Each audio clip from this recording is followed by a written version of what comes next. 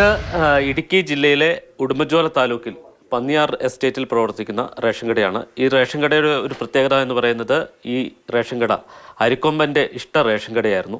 9 തവണയാണ് അരിക്കൊമ്പൻ ഈ റേഷൻ കട തേടി എത്തുകയും ഇത് തകർത്ത് ഇവിടെ നിന്ന് അരിയെടുക്കുകയും ചെയ്തത്. ആനന്ദി ചേട്ടനാണ് ഇതിൻ്റെ നടത്തിപ്പ്. അരിക്കൊമ്പൻ പോയതിനു ശേഷം ശല്യം അല്പം കുറവുണ്ട്.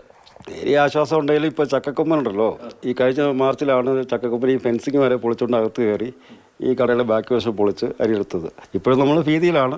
ചക്കക്കൊമ്പൻ ഈ പരിസരത്ത് തന്നെ ഉണ്ട്. 380 ഏക്കർ ഈ ഭാഗങ്ങളിൽ തന്നെ ഉണ്ട്. എപ്പോഴും വെള്ളം മാർക്കിംഗ് കൂടി വരാം.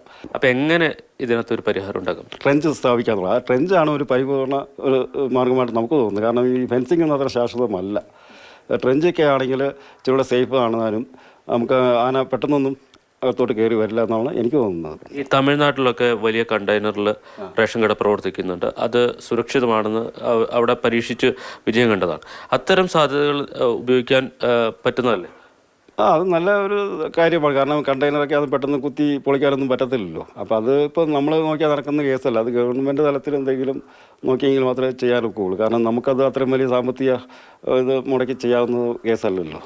സർക്കാരിന് മുൻകൈ എടുത്തേ ഒരു കണ്ടെയ്നർ കൊണ്ടുവന്നു കഴിഞ്ഞാൽ അരിയെങ്കിലും അതിനകത്ത് സൂക്ഷിച്ചു. അത് സുരക്ഷിതമായിട്ടിരിക്കുകയും ചെയ്യും. നമ്മളും പേടിക്കാതെ നമുക്ക് കടയായിട്ട് മുന്നോട്ട് പോകാൻ പറ്റും. തീർച്ചയായിട്ടും ഇതാണ്, അതായത് ഇത്തരം പരീക്ഷണങ്ങൾ നമ്മുടെ അയൽ സംസ്ഥാനങ്ങളിലൊക്കെ വന്യജീവി ഭീതി അകറ്റാൻ, പ്രത്യേകിച്ച് കാട്ടാന ശല്യം നേരിടാൻ പല പുതിയ മാർഗങ്ങളും ലളിതമായ മാർഗങ്ങളും പരീക്ഷിക്കുന്നുണ്ട്. അത്തരം മാർഗങ്ങൾ കൂടി നമുക്ക് എന്തുകൊണ്ട് പരീക്ഷിച്ചുകൂടാ എന്നുള്ളതാണ് ചോദ്യം. അതുകൂടി നമ്മുടെ ഭാഗത്തുനിന്ന് അല്ലെങ്കിൽ നമ്മുടെ വനം വകുപ്പിൻ്റെ ഭാഗത്തുനിന്നും സർക്കാരിൻ്റെ ഭാഗത്തുനിന്നും ഇത്തരത്തിൽ വന്യജീവി ശല്യം നേരിടുന്ന മേഖലയിൽ ലളിതമായി തന്നെ ഇതിനെ മറികടക്കാൻ കഴിയും. അത്തരം പരീക്ഷണങ്ങൾ കൂടി നടപ്പിലാക്കേണ്ടതുണ്ട്. അതിനാണ് ഇനി മുൻകൈ എടുക്കേണ്ടത്. ഇടുക്കിയിൽ നിന്ന് ജയനസ് രാജു, മാതൃഭൂമി ന്യൂസ്.